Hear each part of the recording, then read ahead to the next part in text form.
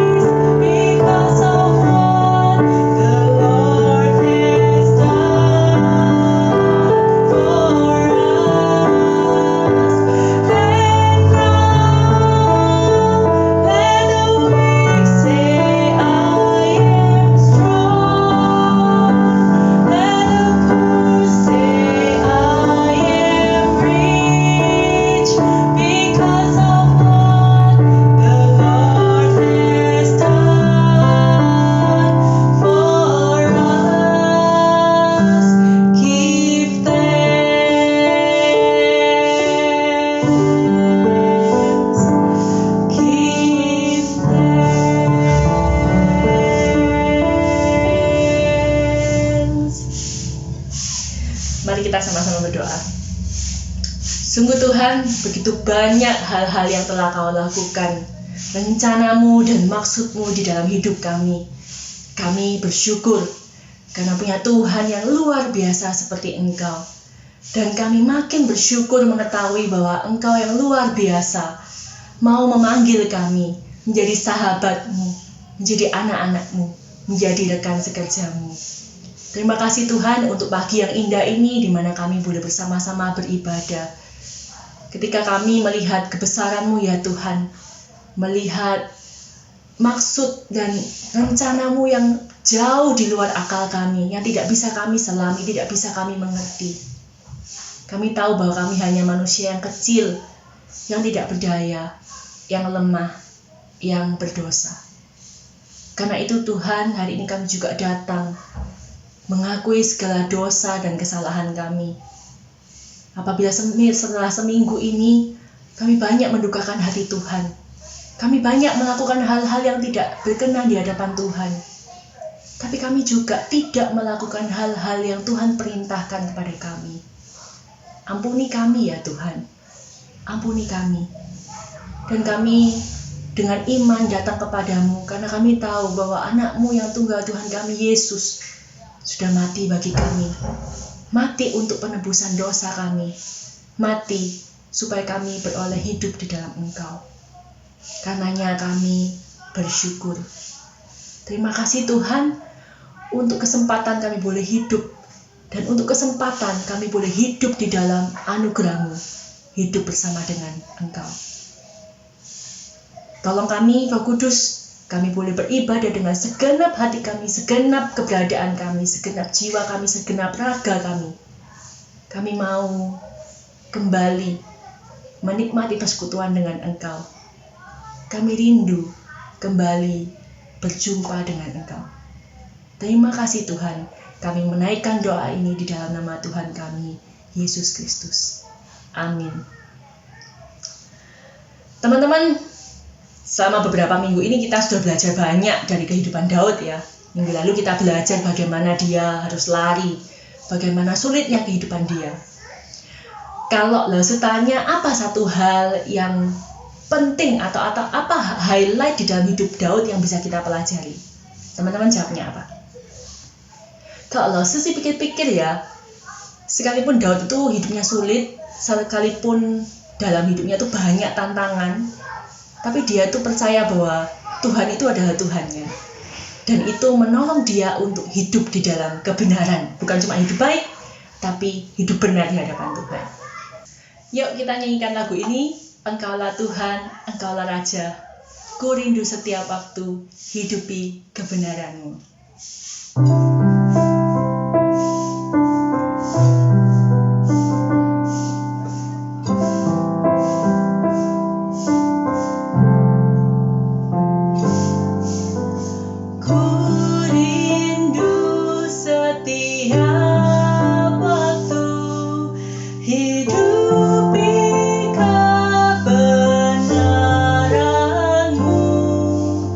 Bukan denganku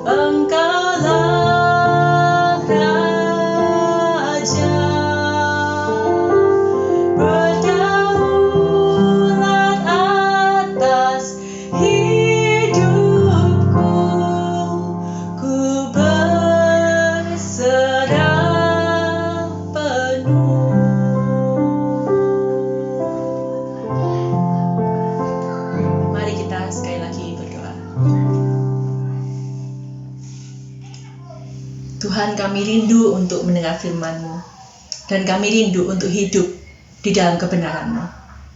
Tolong kami ya Tuhan, tolong kami Roh Kudus. Di dalam nama-Mu Tuhan Yesus, kami berdoa. Amin. Teman-teman, kita sudah ikutin seri kehidupan Daud ini selama beberapa minggu ya. Nah, menurut kalian, happy ending dari cerita ini harusnya apa? Coba dipikir.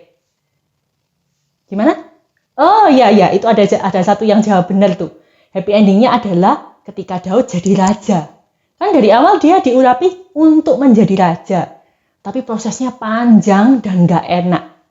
Dan benar akhirnya Daud jadi raja Israel. Kita udah lihat gimana Daud diurapi. Lalu dia harus menjalani kehidupan yang gak gampang ya. Direndahkan orang. Terus dia melawan Goliat. Itu pun masih dilakukan oleh orang-orang Israel, oleh kakaknya sendiri, oleh Raja Saul. Sampai dia dibenci oleh raja, dia harus melarikan diri bertahun-tahun. Sungguh kehidupan yang gak gampang. Dan akhirnya setelah perjalanan yang panjang, ada berita baik. Kenapa baiknya dikasih tanda petik ya? Kan ini berita baik, akhirnya Daud jadi raja. Karena beritanya gak benar-benar baik. Nah, kita tahu bahwa bangsa Israel itu kan perang lama sekali dengan bangsa Filistin. Salah satunya ketika Daud melawan Goliat. Ternyata perangnya nggak selesai. Perangnya berlanjut. Dan dalam satu pertempuran, Raja Saul mati. Artinya apa? Posisi Raja Israel kosong. Ini kesempatan Daud untuk merebut. Akhirnya dia bisa duduk di tahta kerajaan sebagai seorang raja. Nah, kita cek dulu ya. Di 2 Samuel 1 kita buka sama-sama. Kitab 2 Samuel 1. 2 Samuel 1 kita akan baca ayat 11 sampai ayat 12. Nah, teman-teman nanti di rumah boleh baca sisanya. Boleh baca cerita lengkapnya. Tapi hari ini kita akan baca ayat 11 dan ayat 12 saja. Langsung bacakan untuk kita ya. 2 Samuel 1 ayat 11 sampai 12. Lalu Daud memegang pakaiannya dan mengoyakkannya. Dan semua orang yang bersama-sama dengan dia berbuat demikian juga. Dan mereka meratap, menangis dan berpuasa sampai matahari terbenam. Karena Saul, karena Yonatan anaknya, karena umat Tuhan, dan karena kaum Israel. Sebab mereka telah gugur oleh pedang. Nah teman-teman, di sini disebutkan setelah Daud menerima berita kematian Saul, dia nggak happy loh. Dikatakan Daud itu memegang pakaiannya dan mengoyakkannya. Dan semua orang, bukan cuma Daud, tapi semua orang yang bersama-sama dengan dia melakukan hal yang sama. Mereka meratap, mereka menangis, mereka berpuasa sampai matahari terbenam. Ini nggak main-main loh teman-teman. Ini satu ungkapan duka yang begitu berat. Nggak cuma nangis, lap-lap air mata selesai, enggak. Tetapi ekspresi ini ketika di zaman Israel ada ekspresi duka yang benar-benar maksimal, pol gitu. Daud benar-benar berduka. Bukan karena sahabatnya mati loh. Bukan cuma karena Yonatan. Di situ disebutkan karena Saul, karena Yonatan, karena orang Israel, karena umat Tuhan. Teman-teman, Daud nggak lagi pansos loh. Dia nggak lagi cari muka di hadapan orang Israel yang lain. Dia sungguh-sungguh berduka. Dia sungguh-sungguh merasakan kehilangan yang begitu besar. Ini bukan perkabungan yang kaleng-kaleng. Daud benar-benar mengungkapkan dukanya itu dan dia nggak malu dilihat orang.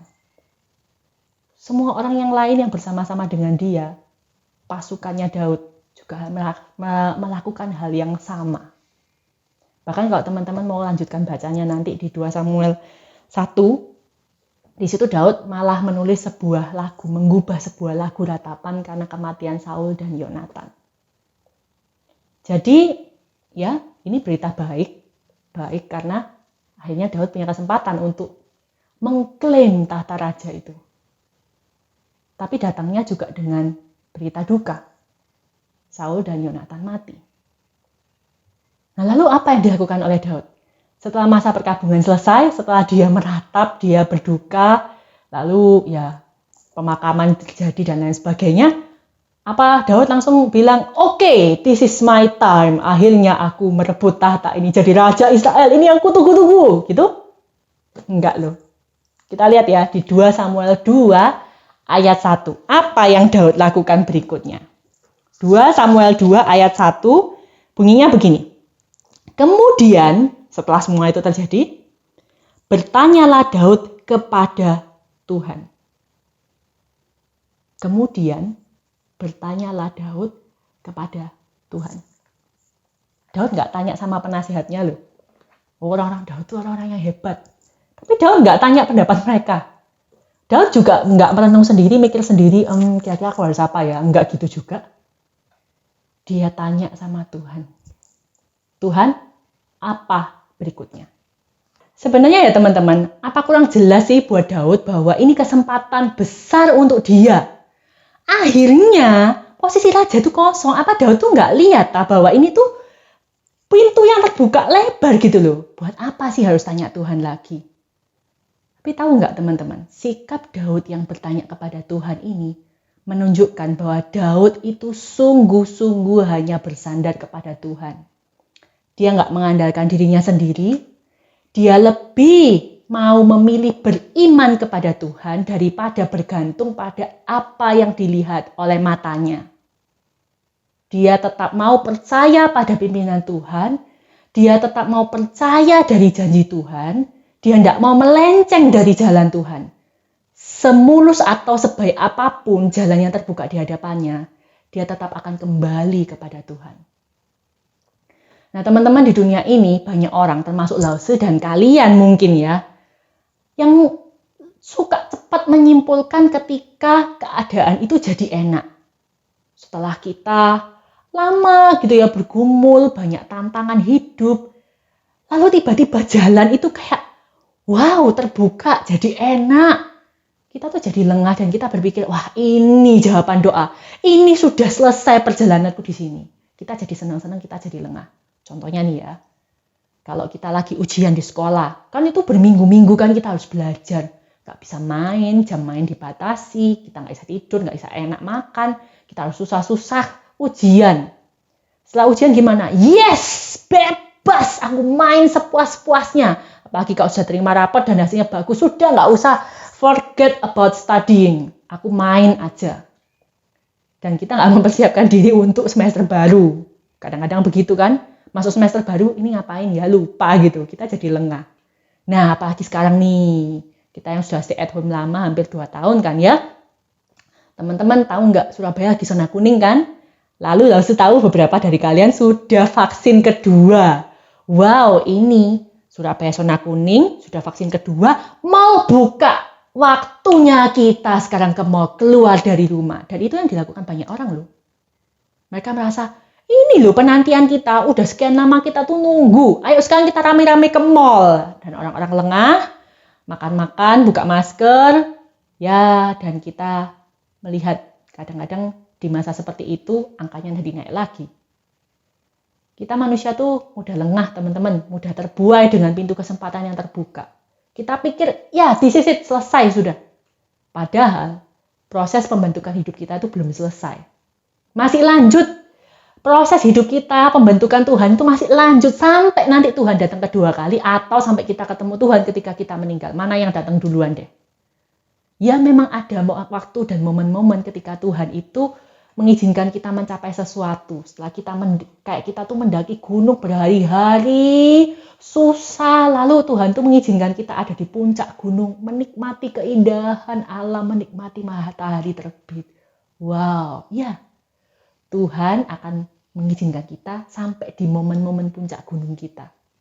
Tapi pembentukan Allah tidak berhenti, bahkan terus terjadi ketika keberhasilan itu kita temui. Daud paham benar hal ini. Dia tahu walaupun akhirnya dia jadi raja, pembentukan Tuhan itu belum selesai. Nah, di 2 Samuel 2 ayat 4 dikatakan, datanglah orang-orang Yehuda lalu mengurapi Daud di sana menjadi raja atas kaum Yehuda. Jadi yang pertama mengakui Daud sebagai raja itu orang-orang dari suku Yehuda. Daud tahu, walaupun dia sudah diakui jadi raja, perjalanannya nggak berhenti. Belum, masih jauh perjalanannya. Belum berhenti. Karena itu lihat sikap hati Daud. Sikap hati yang bersandar kepada Tuhan. Nggak mau lepas dari pimpinan Tuhan. Ketika dia akhirnya jadi raja, Daud sadar. Prosesnya bakal terus lanjut. Nggak otomatis selesai. Malah mungkin ada pembentukan Tuhan yang lebih besar yang baru dimulai. Nah teman-teman, langsung mau ceritakan kisah hidup seorang anak Tuhan namanya Yeremia atau kita bisa panggil Koko Jerry. Nah Koko Jerry ini suka banget foto, desain. Wah dia tuh suka banget dengan hal-hal multimedia seperti itu. Bahkan sejak sebelum dia kuliah, dia itu udah rajin tekun banget belajar hal-hal ini. Dia suka banget. Nah sekarang Koko Jerry udah kuliah dan baru-baru ini dia itu ikut satu lomba video kreatif yang diadakan oleh Kementerian Pendidikan dan Kebudayaan yang namanya Rayakan Merdekamu. Mungkin teman-teman ada yang dengar atau ada yang ikutan ya. Nah Koko Jerry ini ikutan. Kita lihat ya hasil videonya. Yuk kita lihat video berikut ini.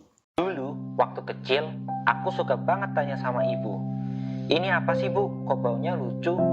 Kalau yang ini kenapa pedes ya bu? Kalau yang ini dari bentuknya aja udah aneh.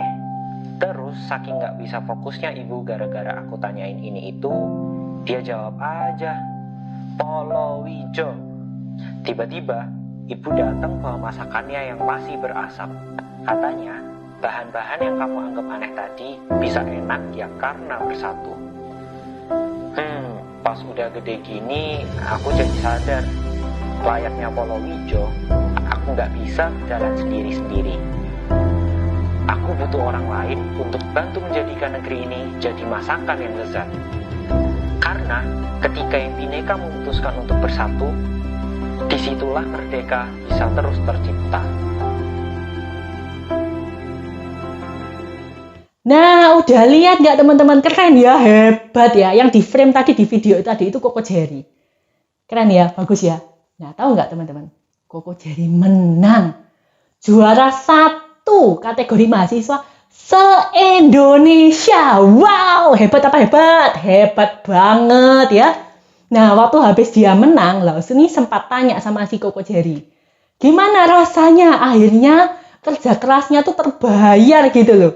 Usaha dia selama ini akhirnya membuahkan hasil, dia diakui, karyanya diakui, bahkan dia diajak ngobrol sama Mas Menteri, Bapak Nadiem Makarim gitu ya. Teman-teman tahu nggak Koko Jerry jawabnya apa? Dia bilang gini, yang utama itu aku mau memberitakan Tuhan yang sudah kasih talenta. Semua ini aku lakukan untuknya, untuk Tuhan. Nah, adik-adik tahu nggak, kemenangan ini bukan akhir buat Koko Jerry. Dia tahu ini adalah awal dari pembentukan Tuhan yang lebih lagi untuk dirinya. Dia nggak mau berhenti. Walaupun sudah menang, dia mau terus jalan. Dia mau terus cari pimpinan Tuhan. Sama seperti Daud. Nah, gimana dengan kita? Apakah kalau ada di antara kita yang sudah sampai ke puncak gunung lalu kita bilang, aduh Tuhan, terima kasih. Sudah ya Tuhan, berhenti di sini aja, udah cukup capek, udah cukup happy kok di sini. Gitu? Kita bilangnya gitu? Atau kita bilang, Tuhan, terima kasih.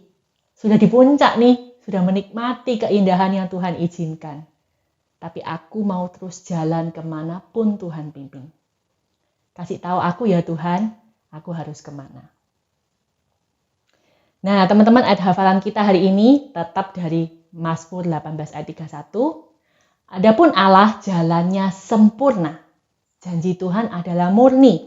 Dia menjadi perisai bagi semua orang yang berlindung padanya. Sekali lagi ya. Adapun Allah jalannya sempurna. Janji Tuhan adalah murni. Dia menjadi perisai bagi semua orang yang berlindung padanya. Mazmur 18 ayat 31. Tuhan adalah perisai bagi semua orang yang berlindung padanya, yang mau terus diproses dan dibentuk oleh Tuhan. Teman-teman, kita akan berikan bejana untuk Tuhan. Biarlah kita nggak cuman taruh persembahan kita di dalam bejana yang sudah kita siapkan, tapi biarlah hidup kita sungguh-sungguh juga jadi bejana di mana nama Tuhan dipermuliakan. Kita mau dipakai Tuhan jadi berkat-Nya, dan sama seperti Daud, kita juga mau terus mencari Tuhan, mau terus dibentuk, mau terus diproses. Kita nyanyikan lagu ini, jadikanku berkat-Mu Tuhan.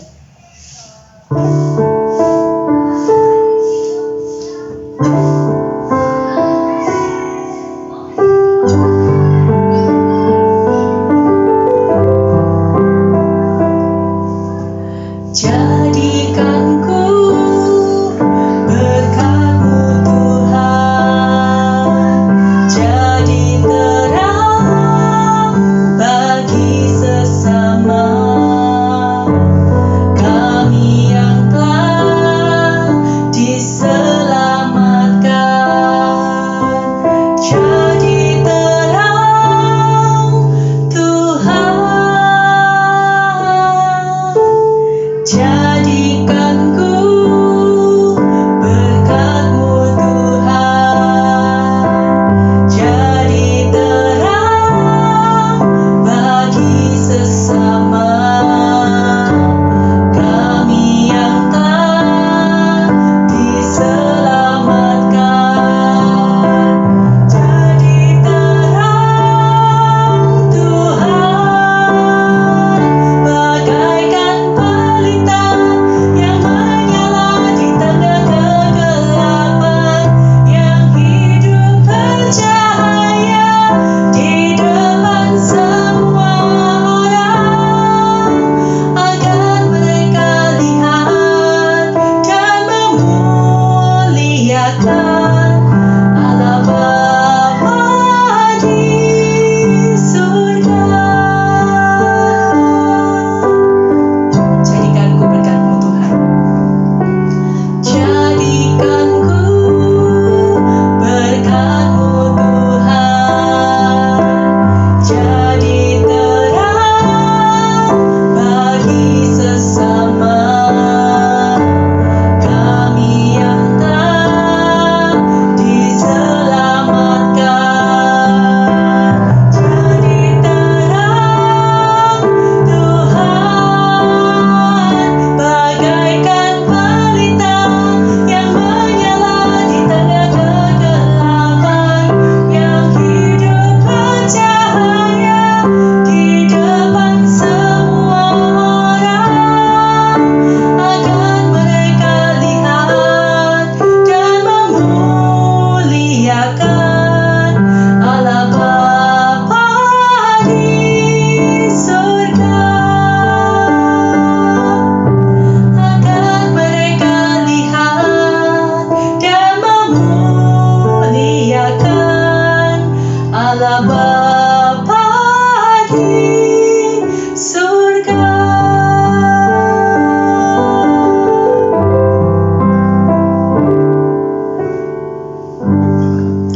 Mari kita berdoa.